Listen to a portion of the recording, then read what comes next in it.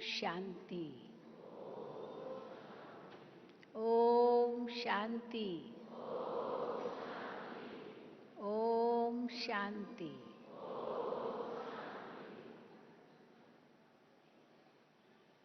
जनवरी का महीना हम सबको ब्रह्मा बाबा की यादें ताज़ा करा देता है और उसमें भी 18 जनवरी हम सब ब्रह्मा बाबा की यादों में खो जाते हैं।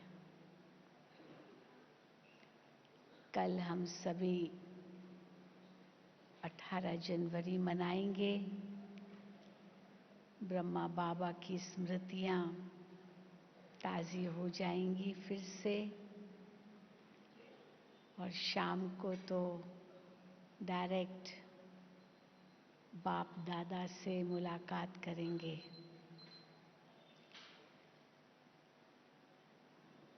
जो भाई बहनें ब्रह्मा बाबा के अव्यक्त होने के बाद ब्राह्मण परिवार में पैदा हुए हैं, अवश्य उनको ये लगता होगा कि हमने ब्रह्मा बाबा को देखा नहीं, पर अव्यक्त पालना ले रहे हैं उसका तो अवश्य लाभ ले रहे हैं।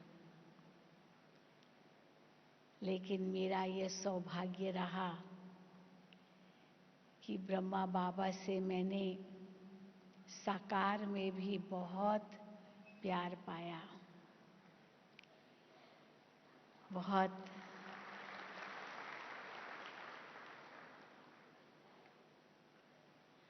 कैसे बाबा ने हमें, साकार बाबा ने हमें वरदान दिए, उसका हमें बहुत बड़ा नाज है। और सबसे बड़ी खुशी की बात तो ये है कि ब्रह्मा बाबा की गोद में ही मेरा अलौकिक जन्म हुआ। आप कहेंगे कैसे? मैं मात्र 11-12 वर्ष की थी। ये 1960 की बात है। मेरी लौकिक माता जी 1 साल से ज्ञान में चल रही थी और बाबा मुंबई में आए। मैं मुंबई में ही जन्म हुआ, वहीं पढ़ाई हुई। बाबा लगभग हर साल मुंबई में आते थे, खास करके सर्दियों के दिनों में, दिसंबर, जनवरी, फरवरी बाबा मुंबई में रहते थे। बाबा के लिए अलग से एक बड़ा फ्लैट लिया जाता था, मकान लिया जाता था किराए पर, जहाँ बाबा रहते थे, क्योंकि सेवा केंद्र तो बहुत छोटे होते थे। और बाबा जब आते थे तो आसपास के भी कई भाई बहनें, दादियाँ सब पहुँच जाते थे, तो वो भी उनको भी रहना होता था। तो बाबा के लिए अलग से फ्लैट लेते थे। तो मुझे याद है कैसे मुंबई में बाबा आए। दिसंबर 59 का समय था, कौन सी तारीख वो मुझे याद नहीं है, लेकिन दिसंबर 59 या जनवरी 60 कुछ ऐसा ही समय था। और बाबा ने कुछ माताओं बहनों को ब्रह्मा भोजन पर निमंत्रण दिया था। मेरी लौकिक माँ भी 1-1.5 साल से सेंटर पर जाती थी, लेकिन मैं कभी नहीं गई। एक गीता पाठशाला में जाती थी मुंबई में, वहाँ मुझे 1-2 बार ले गई थी। मैं तो स्कूल पढ़ती थी, लेकिन बस 1-2 बार गई, मुरली में बैठी और वापस आ गई। इतना तो समझ में नहीं आया। लेकिन ब्रह्मा भोजन पर हमारी लौकिक माता जी को निमंत्रण मिला और बाबा के साथ ब्रह्मा भोजन, ये तो बहुत बड़ी बात है। तो लौकिक माँ ने सोचा मैं अपनी बेटी को भी ले जाऊं और बाबा से भी मिलवाऊं। तो मुझे याद है अच्छी तरह से वो दृश्य, जब बाबा के सामने हम लोग बैठे, करीब 50 के लगभग माताएं थी, कुछ कन्याएं थी और कुछ बच्चे भी थे, होंगे मेरे जितने तो एक दो ही होंगे, लेकिन बहनों का था ब्रह्मा भोजन। तो मुझे वो दृश्य याद है, पहली बार हमने बाबा को देखा। लौकिक में मेरे लौकिक पिता नहीं थे, मैं बहुत छोटी थी, मेरे पिताजी की डेथ हो चुकी थी। तो अवश्य वो महसूसता अंदर में बनी रही कि मुझे लौकिक पिता नहीं है। तो जैसे ही मैं बाबा के पास गई तो बाबा से मुझे दूर से ही जैसे लगा कि मेरे सच्चे ये पिता हैं, क्योंकि माँ ने यही बताया था कि ब्रह्मा बाबा अलौकिक पिता है, हम सबका पिता है, प्रजापिता है, कुछ हमें समझाया था। तो ब्रह्मा भोजन भी कोई साधारण रूप से नहीं होता था, ऐसे नहीं सभी बैठ जाते थे और ब्रह्मा भोजन खाना शुरू कर देते थे, लेकिन ब्रह्मा बाबा के साथ ब्रह्मा भोजन, ये तो बहुत बड़ी लॉटरी होती थी। तो मुझे याद है हॉल में हम सब नीचे बैठे थे, एक रेक्टेंगल करके एक चौरस रूप से बैठकर बैठे थे। सबकी थालियां परोसी हुई थी, परोसते जा रहे थे और बाबा भी बैठे थे। और जब तक सबको परोसा जाए तब तक बाबा एक एक को अपने पास बुलाते थे और एक एक बाबा की गोद में जाता था। बाबा बैठे रहते थे और जैसे बाबा के आगे जाके अपना सिर जैसे बाबा की गोद में रखते थे और बाबा पीठ थपथपाते थे और पीठ थपथपा करके जैसे बाबा उठाते थे और बाबा दृष्टि देते थे। और पीठ थपाते समय भी बाबा एक वरदान देते थे और फिर दृष्टि दे करके बाबा मुख में गिट्टी डालते थे। ये बाबा मैंने देखा, बाबा ने सबके साथ किया। मेरी लौकिक माँ को भी बाबा ने गोद में लिया, फिर गिट्टी खिलाई। उसके बाद मेरा टर्न था, तो मैं थोड़ा संकोच कर रही थी, मैं छोटी हूँ, ये तो सब बड़े बड़े हैं, मैं बाबा के पास जा सकती हूँ नहीं जा सकती हूँ, संकोच कर रही थी मैं। तो बाबा ने मुझे बुलाया, बाबा ने कहा आओ बच्ची 2 बार कहा।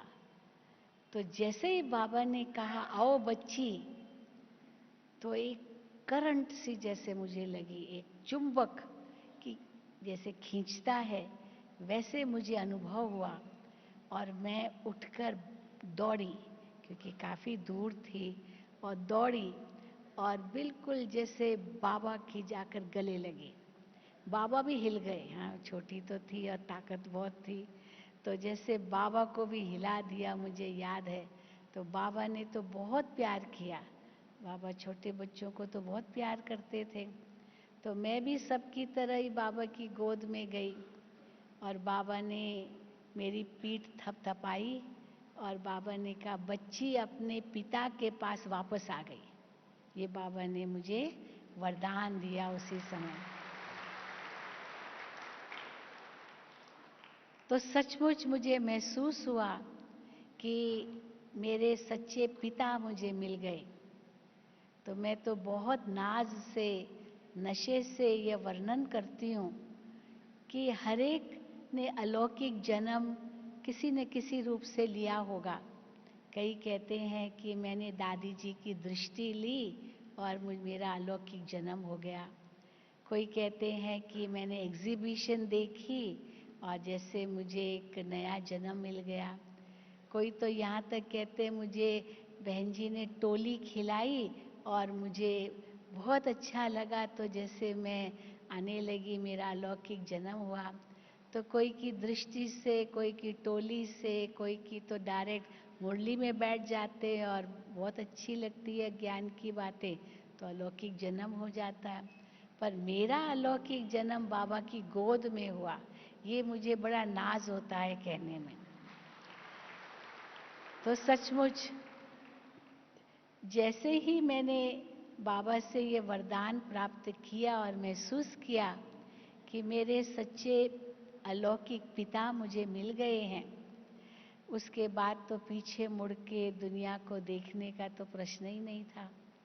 वो नया जन्म मिला और सब कुछ जैसे मेरा बदल गया, मेरी दृष्टि बदल गई, सब कुछ बदल माना सब कुछ बदल गया।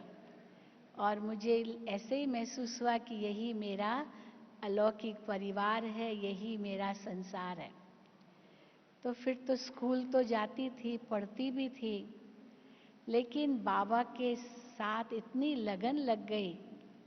जो सबसे पहले मैं मुरली सुनने आती थी, स्कूल यूनिफॉर्म में घर से निकलती थी सवेरे 7 बजे, और ये भी भाग्य था कि बाबा जहाँ ठहरे थे वो मेरे घर के ही पास था, और मेरा स्कूल भी जहाँ बाबा रहे उनके ही पास था।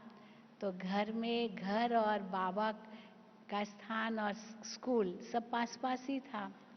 तो मैं घर से निकलकर पहले सेंटर जाती थी, बाबा के पास जाती थी, सीधा पहले मुरली सुनती थी और मुरली सुन करके स्कूल जाती थी। ये मेरा नियम बन गया जब तक बाबा उस मकान में थे, जब तक बाबा माउंट आबू वापस नहीं आए। तो मैं रोज़ वहाँ जाती थी। सेंटर तो थोड़ा दूर था, लेकिन जहाँ बाबा ठहरे थे वो मेरे घर के बहुत पास था। तो ये मेरा बहुत बड़ा सौभाग्य था कि सवेरे सवेरे मैं मुरली सुनती थी, और सब मुझे दादियाँ इतना प्यार करती थी। आज भी जब कोई ऐसी दादी मिलती थी तो यही कहते हैं, शीलू तुम वही हो ना, स्कूल की फ्रॉक पहन के आती थी और किताबें लेके आती थी और बाबा के बिल्कुल सामने आके बैठती थी। तो मैं कहती हाँ मैं वही हूँ। ये हुआ 1960, माना आज से कितने साल पहले की, 50 साल पहले की बात होगी।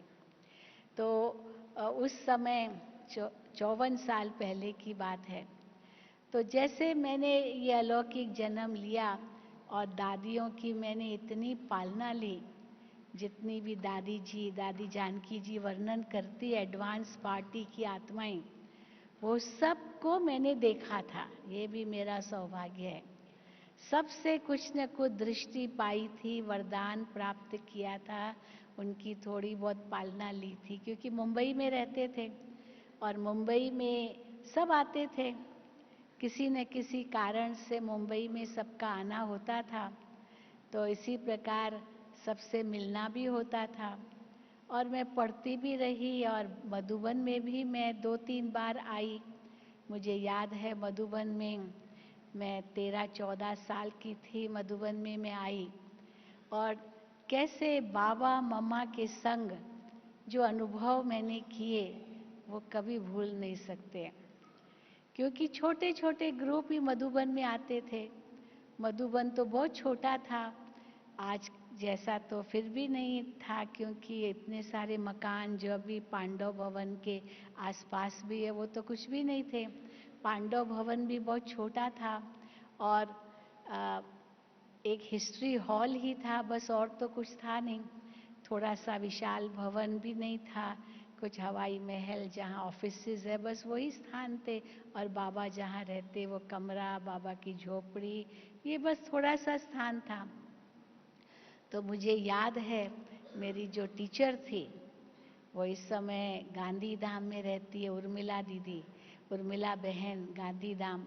तो वो हमारी टीचर थी, बहुत हमें प्यार से सिखाती थी। तो उसने मुझे एक कविता सिखाई थी, और कुछ एक हिंदी में एक इंग्लिश में कुछ मुझे कविता मिली थी और एक लेक्चर तैयार किया मैंने। तो मैंने बाबा के आगे वो भाषण किया, इंग्लिश में भाषण किया। तो बाबा को तो बहुत अच्छा लगा। बाबा ने कहा तुम इंग्लिश में बहुत होशियार हो बच्ची, क्योंकि मुंबई में कॉन्वेंट स्कूल में पढ़ती थी मैं, तो इंग्लिश मीडियम स्कूल ही था। तो बाबा ने कहा तुम बच्ची इंग्लिश में बहुत होशियार हो, तो तुम और होशियार हो जाओ, बाबा तुमको विदेश भेजेगा। देखो बाबा ने उस समय ये वरदान दिया था, बाबा तुमको विदेश भेजेगा, जबकि विदेश क्या होता है हमको इतना पता भी नहीं था, कुछ भी नहीं था, इतना तो कहाँ ज्ञान था। लेकिन बाबा ने उस समय ये वरदान दिया। और फिर मधुबन में बाबा के साथ साथ ही रहना, मम्मा के साथ साथ ही रहना होता था। सवेरे सवेरे बाबा की मुरली के बाद, बाबा मुरली के बाद कमरे में जाते थे और कमरे में बाबा के संग संग ही हम बैठते थे। बाबा उसको चेंबर कहते थे। बाबा के पास बैठना, छोटे ग्रुप थोड़े से बैठते थे और बाबा फिर और वरदान देते थे और ज्ञान के रत्न सुनाते थे, देते थे। तो हम नोट करते थे। आज तक भी मुझे वो इतनी डायरियां भरी पड़ी है जो बात मत पूछो। दिल नहीं होती कि मैं इसको मैं अपने से दूर रखूं, अपने साथ। यही सच्चा खजाना हमने समझा हुआ है और अपने साथ रखती हूँ, बीच बीच में निकाल करके पढ़ती भी हूँ, जो डायरेक्ट बाबा ने साकार में महावाक्य उच्चारण किए थे। और फिर उसके बाद बाबा किचन में भी आते थे तो हमको खुशी होती थी। बाबा खुद आकर के सब्जी काटते थे, मम्मा आती थी तो हम भी जाके बैठ जाते थे। बाबा आए, मम्मा आए, सब्जी काट रहे हैं। और वहाँ भी बाबा जो सुनाते थे वो नोटबुक पेन में लेके जाती थी और जो बाबा कहते थे मैं नोट करती थी। बहुत शौक होता था। फिर बाबा झूले पर झूलाते थे। मुझे याद है एक एक ग्रुप के साथ बाबा झूले पर झूलते थे। तो हम तो छोटे थे, हम अपनी लौकिक माँ के साथ गए थे। तो बाबा बीच में, झूला भी कोई बहुत बड़ा नहीं होता था, एक तरफ हम बैठे थे, एक तरफ हमारी लौकिक माता जी बैठे थे। तो बाबा ने मेरे से पूछा, बच्ची तुम किसके साथ झूले पर झूल रही हो? तो मैंने कहा बाबा के साथ। बाबा ने कहा और कौन है झूले पर? तो मेरी लौकिक माँ थी, तो मैंने कहा मैं माता जी के साथ। फिर बाबा ने कहा अच्छा और भी कोई है झूले पर? मैंने कहा नहीं बाबा, और तो कोई नहीं है, बस बाबा है और लौकिक माँ है, क्योंकि और तो कोई नहीं था। बाबा ने कहा फिर भी सोचो सोचो और कौन है झूले पर? तो मैंने कहा नहीं बाबा और कोई नहीं है। बाबा ने कहा देखो, जब तुम बाबा के साथ झूले पर झूलती हो ना, झूले पर बैठती हो, तो उस समय क्या सोचना कि मैं दुनिया की सबसे बड़ी 3 हस्तियों के साथ झूले पर झूल रही हूँ। 3 बड़ी हस्तियों के साथ। तो मैं सोच में पड़ गई, बाबा का क्या मतलब है ये? तो बाबा ने कहा देखो, शिव बाबा इनके तन में है। तो सबसे पहले सर्व आत्माओं के पिता परम आत्मा से तुम झूले में झूल रही हो। फिर सारी प्रजा का पिता, प्रजापिता ब्रह्मा, उनके साथ झूले में झूल रही हो। और फिर मैं तीसरा सोचने लगे, तीसरा कौन? बाबा ने कहा कि विश्व का first world prince Shri Krishna, होवनहार श्री कृष्ण के साथ झूले में झूल रही हो। अब हमने तो कभी ये सोचा भी नहीं था। तो बाबा ने इतना नशा चढ़ा दिया उस समय। आज भी जब भी मैं कहीं भी जाती हूँ, झूले पर बैठती हूँ, तो मुझे वही दृश्य सामने आता है। बाबा के संग बैठी हूँ और ये 3 दुनिया की सबसे बड़ी हस्तियों के साथ झूले पर झूल रही हूँ। ये अनुभव होता है जो बाबा कहते अति इंद्रिय सुख का अनुभव करो, खुशी का अनुभव करो, वो झूले पर हम ज़रूर करते हैं। और फिर बाबा ब्रह्मा भोजन भी साथ में खिलाते थे। फिर बाबा बैडमिंटन भी खेलते थे। अब हम तो छोटे थे, बाबा तो इतना लंबा, इतना ऊंचा, 6 फीट से भी ऊंचे थे बाबा। तो बाबा के साथ हम बच्चे बैडमिंटन क्या खेलेंगे, बाबा ही सदा जीतते थे। लेकिन बहुत खुशी होती थी कि बाबा के साथ हम झूले पर भी बैठे हैं, बाबा के साथ हम बैडमिंटन खेल रहे हैं। बस बाबा का प्यार ही मिलता रहा, बाबा का इतना प्यार जो मुझे याद है। बाबा ने मुझे इतनी सुंदर सौगात दी। बाबा भी सौगात देते थे, मम्मा भी सौगात देती थी। बाबा ने हमको एक छोटी सी शॉल दी थी और मम्मा ने एक छोटी सी पर्स दी थी। बाबा मम्मा दोनों सौगात देते थे। वो पर्स ये जैसे पर्ल्स छोटे छोटे नहीं, ये होते मोतियों की वो पर्स थी। उन्हें बहुत सालों तक यूज़ की। मम्मा मम्मा की याद उसमें भरी पड़ी थी। और बाबा की शॉल, वैसे मुंबई में तो ज़रूरत ही नहीं होती थी शॉल की, लेकिन मधुबन आते थे तो शॉल की ज़रूरत होती थी। तो बड़ी खुशी थी, ये बाबा ने मुझे दी है, मुझे मम्मा ने ये दिया है। क्या नशा चढ़ जाता था, बाबा मम्मा से सौगात हाथ में मिलती थी। फिर मुझे याद है कि कैसे मुझे लौकिक माता जी सुनाती है कि जिस समय वापस जाने का समय था, घर लौटने का, आबू से मधुबन से बाहर जाने का, तो एक दिन क्या हुआ कि सब विदाई ले रहे हैं बाबा से। मम्मा गोसून कमसून की टोली देती थी, बादाम मिश्री इलायची ऐसे मम्मा देती थी, कभी बाबा भी देते थे। तो लास्ट में सब पार्टी बाबा मम्मा से मिलती थी। तो मेरी लौकिक माता जी मुझे ढूंढ रही है, पर मैं गुम हो गई थी। मुझे वापस मुंबई नहीं जाना था।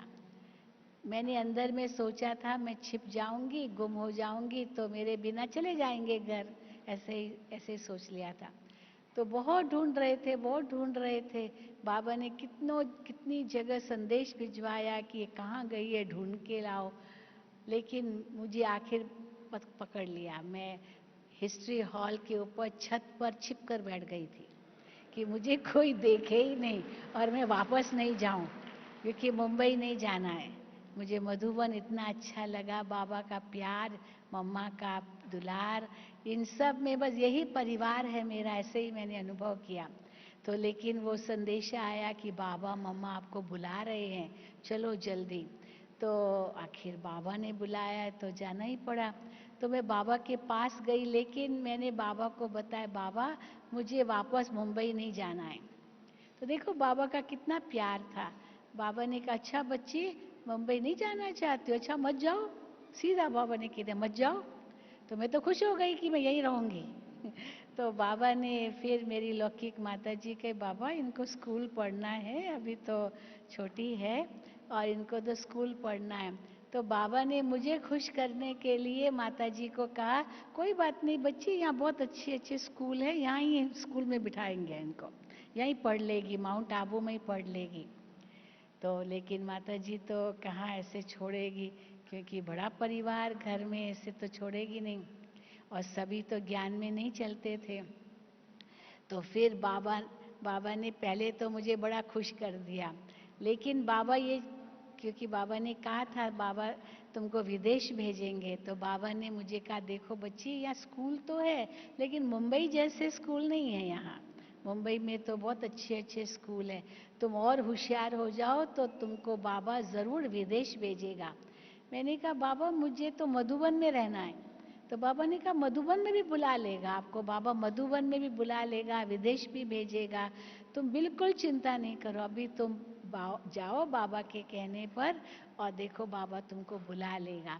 तो बस ये भी जैसे बाबा का वरदान मिला मुझे कि बाबा तुमको बुला लेगा। बस इस आश्वासन के साथ मैं मुंबई में गई और पढ़ाई तो करती रही, लेकिन मन बिल्कुल नहीं लगता था। बस मुझे मधुबन जाना है, मधुबन जाना है। और फिर मुझे याद है मैं कॉलेज में गई। कॉलेज में मैं इंटर साइंस में थी। तो सब मुझे घर में यही कहते थे, तुम डॉक्टर बनो, डॉक्टर बनो, मेडिकल लाइन लो, क्योंकि डिसाइड करना था। तो मैंने बाबा को पत्र लिखा कि बाबा ये 67 की बात है, 67 की बात है, 67। तो बाबा को मैंने पत्र लिखा कि बाबा ऐसे घर में मुझे सब कहते तुम डॉक्टर बनो, लेकिन बाबा मेरी तो इच्छा बाबा की सेवा करने की है, मैं क्या करूं बाबा, आप ही मुझे श्रीमत दें। तो बाबा का मुझे जवाब आया, क्योंकि बाबा सबको पत्र लिखते थे, जो भी बाबा को पत्र लिखते थे बच्चे, उनका जवाब, उनको ज़रूर बाबा जवाब लिखते थे। तो बाबा ने मुझे जवाब लिखा, बच्ची बाबा की आप में बहुत उम्मीद है और बाबा चाहेंगे कि आप रूहानी डॉक्टर बन करके विश्व की सेवा करो। ये बाबा ने मुझे पत्र में लिखा। माना इनडायरेक्टली कि वो मेडिकल लाइन नहीं लेनी है, क्योंकि रूहानी डॉक्टर बन के विश्व की सेवा करो, आत्माओं की सेवा, विश्व की सेवा करो। बस ये वरदान मुझे मिल गया। लेकिन मैंने कहा मैं तो सेंटर पर रहूँगी, पर घर से इतनी जल्दी तो छुट्टी मिलती नहीं। फिर मैं उस समय दादी प्रकाश मणि हमारी टीचर थी मुंबई में, गामदेवी सेंटर पर मैं जाती थी, कॉलेज जाती थी और कॉलेज भी सेंटर के पास ही था। तो मैं दादी जी को मैंने कहा कि दादी जी मुझे तो सरेंडर होना है, बस मुझे आगे पढ़ना नहीं है। बाबा ने देखो पत्र में भी लिखा है रूहानी डॉक्टर बन के विश्व की सेवा करनी है। तो दादी ने कहा देखो बाबा ने तो लिखा है, भले तुम रूहानी सेवा करो लेकिन पढ़ाई तो करनी है। मैंने कहा मुझे पढ़ाई नहीं करनी है, मुझे बस 18 साल की हो गई, अभी मैं बाबा की सेवा में लगना चाहती हूँ। तो बाबा ने कहा, दादी जी ने कहा कि पहले घर से चिट्ठी ले आओ, जब तक चिट्ठी नहीं मिलेगी तब तक तुमको सेंटर पर कैसे रखेंगे। तो जैसे मैं घर में कहा कि ऐसे मुझे सेंटर पर रहना है, चिट्ठी कौन देगा, कोई चिट्ठी नहीं देगा। तो कहा नहीं तुमको तो पढ़ना है, पढ़ाई करनी है, ऐसे चिट्ठी तुमको नहीं देंगे, सेंटर पर तुमको नहीं रहने देंगे। तो फिर दादी जी ने कहा कि देखो सेंटर पर तुम तब रह सकते हो जब चिट्ठी घर से ले आओ, अब चिट्ठी जब तक नहीं मिली आपको सेंटर पर कैसे रखेंगे। तो सेंटर दादी ने भी कहा कि तुम पढ़ो, थोड़ा पढ़ो। फिर मुझे याद है उस समय निर्मला दीदी जो अभी ज्ञान सरोवर में है, वो मुंबई में रहती थी और कांदीवली में रहती थी, और मुंबई में वो डॉक्टर थी, मैं मेडिकल प्रैक्टिस करती थी। और कैसे बाबा ने उनको कहा कि तुम सेंटर खोलो, उनके पिता से उनको जो कुछ मिला उनसे कहा सेंटर खोलो और यहाँ पर कुमारियों की ट्रेनिंग रखो। तो 1967 में उसने कुमारियों की ट्रेनिंग रखी थी। बाबा को बहुत उम्मीद थी कुमारियों में कि ये कुमारियाँ आगे चल कर के बहुत सेवा करेगी। तो मुझे याद है मैंने निर्मला दीदी से उसी सेंटर पर जाके ट्रेनिंग भी ली, 15 दिन की ट्रेनिंग थी, छुट्टियां थी कॉलेज की। तो दीदी से मैंने पूछा, निर्मला दीदी से, कि दीदी मैं क्या करूं, मेरी इच्छा बिल्कुल नहीं है पढ़ने की, और बाबा कहते रूहानी डॉक्टर बनो, पर घर से छुट्टी नहीं मिल रही है, चिट्ठी भी नहीं दे रहे हैं, दादी जी भी रहने नहीं दे रही है, मैं क्या करूं। तो दीदी ने बहुत हमें अच्छी राय दी, तुम 2 साल और पढ़ो, तुम बीएससी कर लो, तब 2 साल था ग्रेजुएशन, और 2 साल कॉलेज का, 11 साल स्कूल का, तुम 2 साल और पढ़ाई कर लो और उसके बाद तुम समर्पित हो जाना, आपको छुट्टी मिल जाएगी, भले तुम मेडिकल लाइन मत लो। मैंने भी तो छोड़ दी, क्योंकि निर्मला दीदी ने भी प्रैक्टिस छोड़ दी और सेंटर संभालने लगी, डॉक्टर निर्मला। तो बस 2 साल क्या मैंने फिर बीएससी ज्वाइन किया, और इसी बीच मैं दूसरे साल में फाइनल्स में थी, और वो 69 का साल था, और उसी समय 18 जनवरी को बाबा अव्यक्त हुए, 69 18 जनवरी, उस दिन शनिवार का दिन था। मैं रोज़ शाम को कॉलेज से आती थी और सेंटर पर मैं क्लास कराती थी, लेक्चर देती थी, कोर्स कराती थी।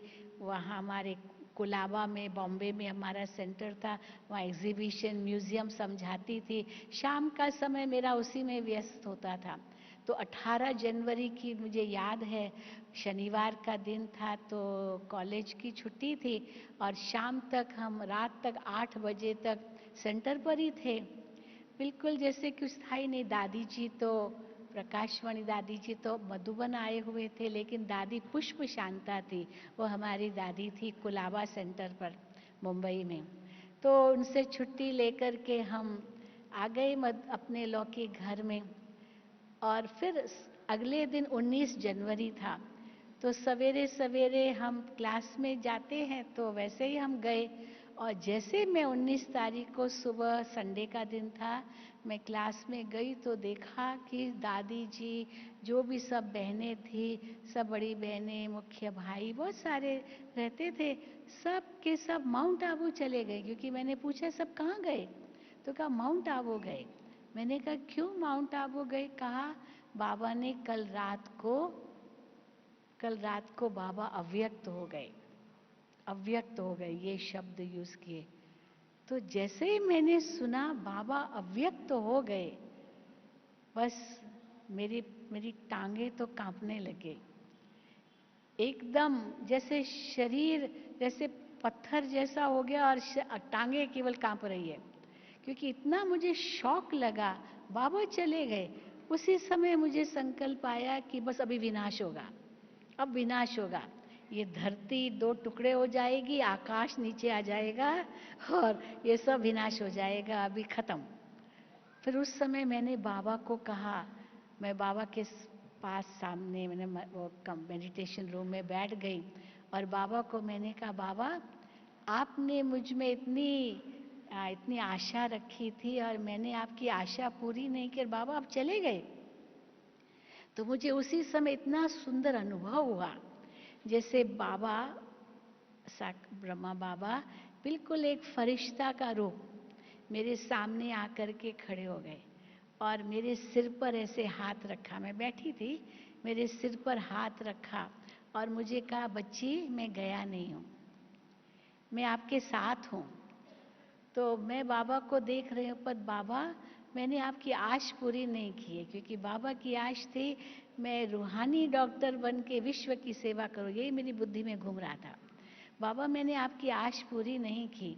तो बाबा ने कहा आप करोगी, आप बाबा की आश पूरी करोगी, अभी तो आपको बहुत सेवा करनी है, अभी तो बाबा गए नहीं हैं, बाबा आपके साथ है। तो मैं तो सोच में पड़ गई, ये इसका मतलब क्या है, बाबा आपके साथ है, बाबा गए नहीं। तो बस ये अनुभव मुझे उस समय का हुआ, वो मैं अब आज तक भी नहीं भूली हूँ, कैसे बाबा मेरे सामने अव्यक्त रूप में आए, फरिश्ता रूप, लाइट के रूप में, और मेरे सिर पर ऐसे हाथ रखा और कहा बाबा गए नहीं हैं और बाबा की आश आपको पूरी करनी है। हमारी लौकिक माता जी ज़रूर माउंट आबू गई, क्योंकि पता चला कि 2 दिन बॉडी को रखेंगे और 21 जनवरी को अंतिम संस्कार पांडव भवन के आंगन में ही हुआ, जहाँ शांति स्तंभ है। और तो मेरी लौकिक माता जी गई, लेकिन मैं नहीं जा सकी क्योंकि मेरी परीक्षाएं थी, एग्ज़ाम्स थे। लेकिन मेरे अंदर में ये लगन थी कि मैं परीक्षा के बाद सीधा मधुबन जाऊंगी, उस समय नहीं जा सकी। तो फिर तो आप जानते हैं कि 21 तारीख को बाबा के पार्थिव देह का अंतिम संस्कार के बाद कैसे गुलजार दादी वतन में गए और अव्यक्त बाप दादा की पधरामणी हुई 21 जनवरी को। हिस्ट्री हॉल में ही सब होता था, मेडिटेशन हॉल भी नहीं था पांडव भवन का। और उस समय कैसे बाप दादा ने, अव्यक्त बाप दादा ने सब भविष्य के प्लान्स बताए कि अभी किस प्रकार ये यज्ञ चलेगा, क्योंकि दादी प्रकाशमणि जी थे और दादी ने गुलजार दादी को कहा था कि बाबा से पूछना, क्योंकि बाबा ने संदेश में कहा था कि बाबा गए नहीं हैं, बाबा ने केवल कमरा और कपड़ा बदली किया है। साकार वतन रूपी कमरे से दूसरा कमरा अव्यक्त वतन, सूक्ष्म वतन में बाबा गए हैं। तो कमरा बदली किया और कपड़ा बदली किया है, ये साकार चोला त्याग करके अव्यक्त फरिश्ता चोला धारण किया है। इसलिए बाबा गए नहीं हैं और बाप दादा बच्चों से मिलने के लिए आएंगे। अभी तो बाप दादा कंबाइंड हो गए। अभी तक जो भी सेवाएं हुई थी वो चीटी मार्ग की सेवाएं थी, और अभी जो अव्यक्त रूप में सेवाएं होगी वो विहंग मार्ग की सेवाएं होगी, ये बाबा ने उस मुरली में कहा था। फिर बाबा ने बहुत सारी बातें कही, क्योंकि बाबा से पूछा गया कि बाबा अभी मधुबन कैसे चलेगा, यज्ञ में कौन आएगा, क्योंकि बाबा ही आकर्षण थे।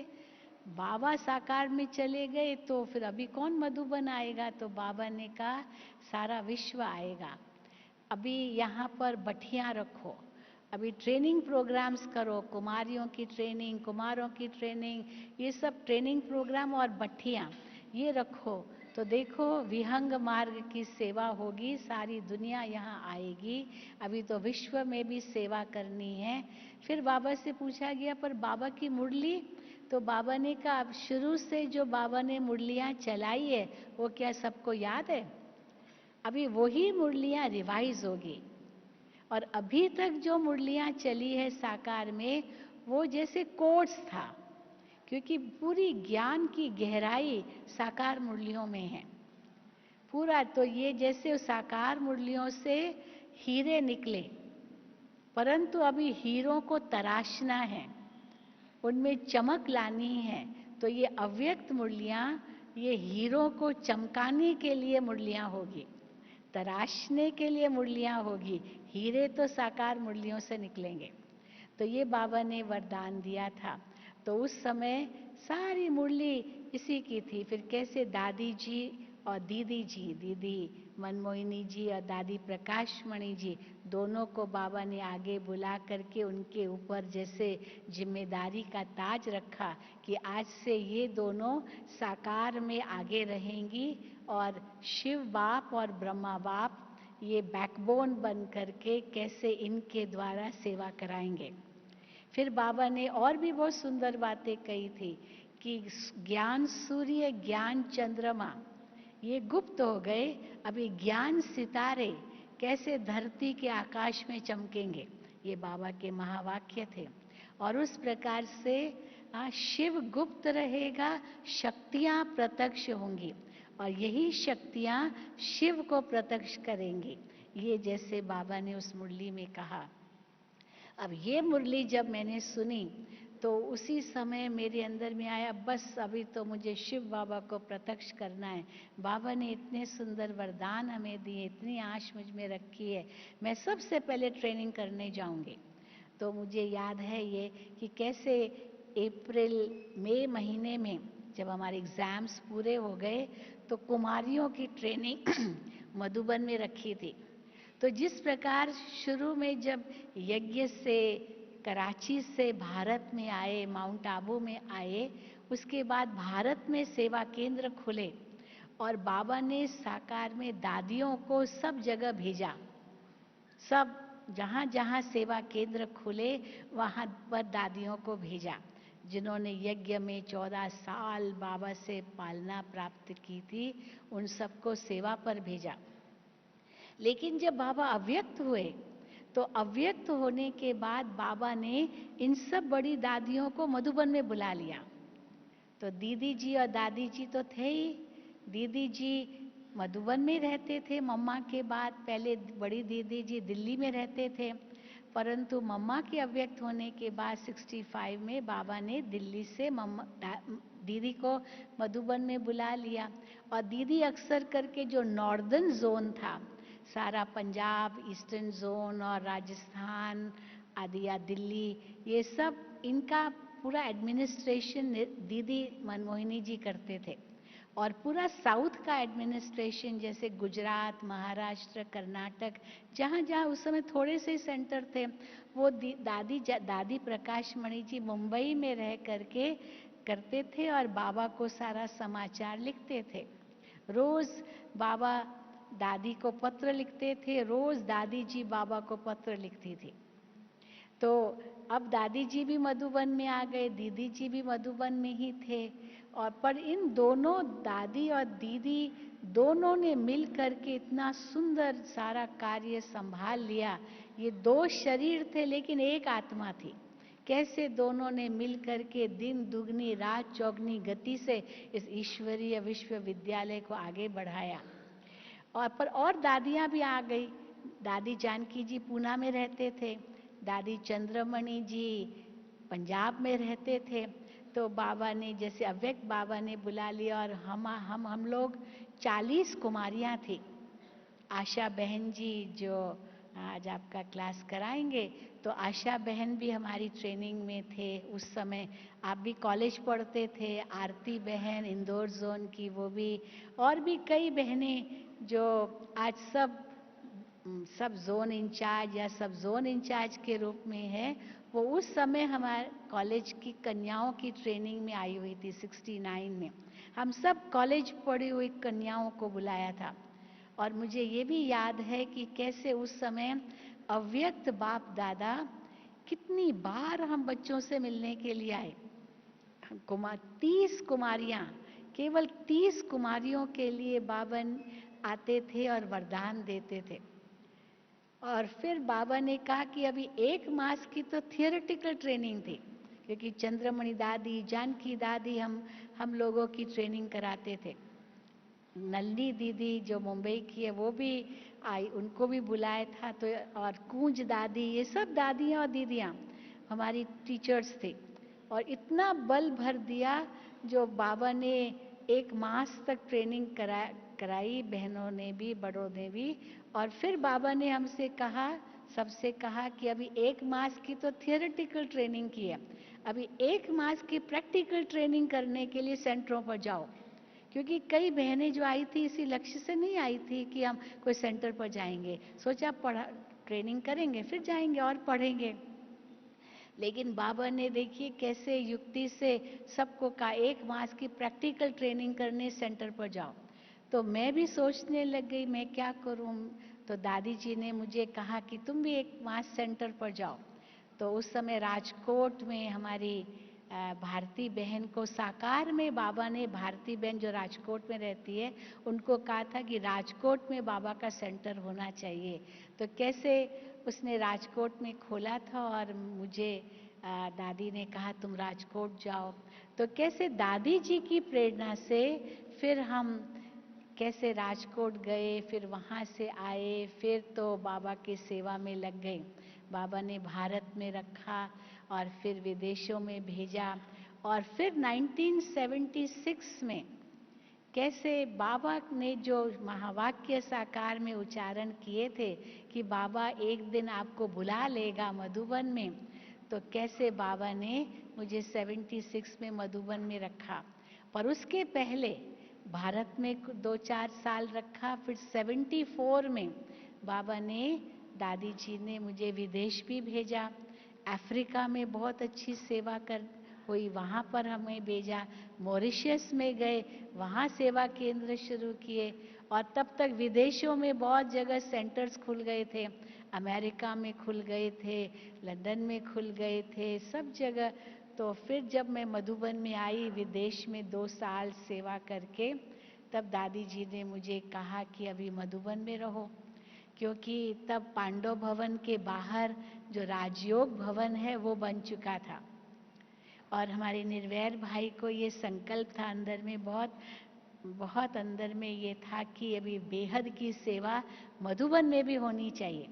केवल ब्राह्मणों की सेवा हो ये तो अच्छी बात है, लेकिन वीआईपीज भी यहाँ आए और जैसे रिट्रीट करते हैं वैसे वीआईपीज के लिए यहाँ पर एक अलग बिल्डिंग बनाई जाए, जहाँ पर वे बड़े लोग आकर के यहाँ शिविर करें। और मैं तो अफ्रीका में, मॉरिशस में कराती थी। यहाँ भी बहुत बड़ा मेला हुआ था 74 में मुंबई में, तो उसमें भी शिविर कराई थी और वहाँ से ही विदेश का निमंत्रण मिला और अफ्रीका गए थे। तो फिर दादी जी को आया कि निर्वैर भाई को भी आया कि यहाँ पर कोई ऐसी मधुबन में टीचर हो जो शिविर कराए, फिर फॉरेनर्स की भी ट्रांसलेशन करे, उनको भी संभाले, क्योंकि विदेश के भाई बहनें भी मधुबन में आने लगे। विहंग मार्ग की सेवा चारों ओर शुरू हो गई।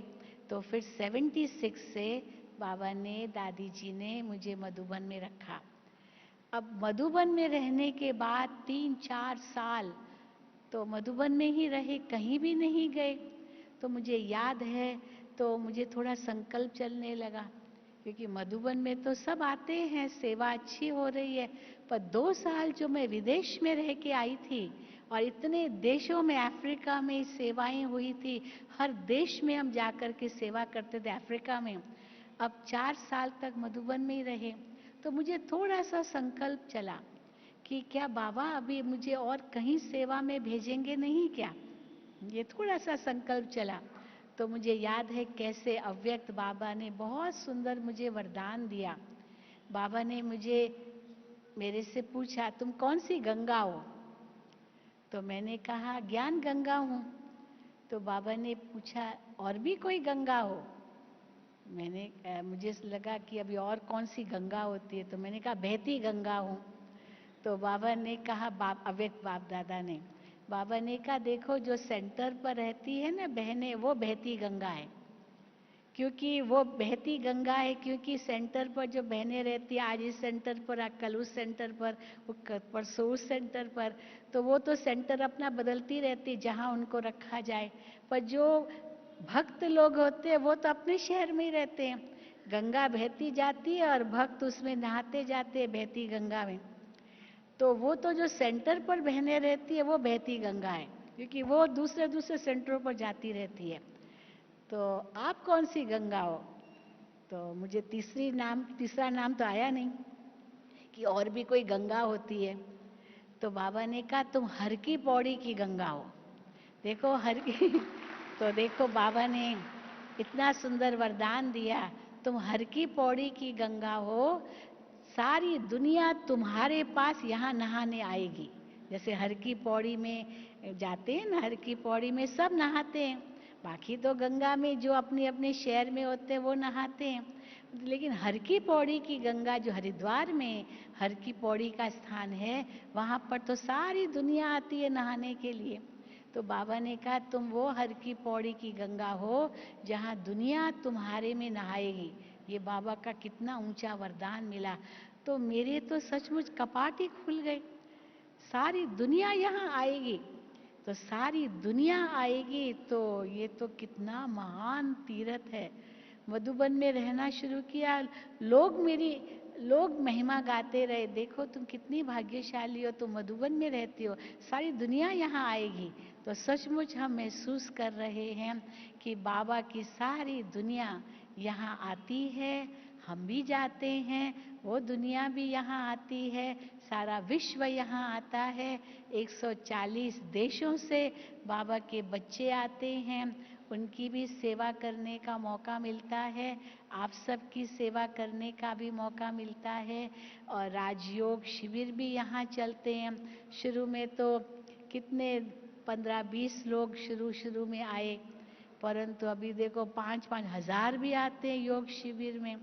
समझते हैं कि यहाँ माउंट आबू में जो आबू में शिविर होती है वो तो और कहाँ हो, क्योंकि यहाँ का वातावरण है। तो बाबा ने शांतिवन को भी कितना बेहद का बना लिया है। और कल हम सभी बाप दादा से मिलेंगे, बाबा से शक्ति लेंगे, वरदान लेंगे, सारा ही दिन उसी अनुभव में रहेंगे कि हम साकार सो अव्यक्त वतनवासी ब्रह्मा बाप के साथ हैं, सूक्ष्म वतन में हैं बाप दादा के साथ, और उसी निश्चय और नशे से बाबा की याद में रहेंगे। और कल सब बाबा के ईश्वरीय महावाक्य उस 18 जनवरी के निमित्त हम सुनेंगे। सचमुच यही अनुभव हम करें, जैसे 18 तारीख को बाबा अव्यक्त हुए, अपना सारा हिसाब किताब शरीर का, सारे संसार का समाप्त किया, फरिश्ता बन गए, अपनी एक एक हड्डी यज्ञ में स्वाहा की, अंतिम घड़ी तक स्वाहा की। अंत में भी बाबा मुरली चला करके फिर कमरे में गए और कैसे वतनवासी हुए। तो हम भी ब्रह्मा बाबा की तरह अपनी हड्डी हड्डी बाबा की सेवा में लगाएं और विश्व को बाबा का संदेश दें। और जो बाबा की उम्मीदें हैं, हम सब बाबा की उम्मीदें पूरी करें। ओम शांति, ओम शांति, ओम शांति।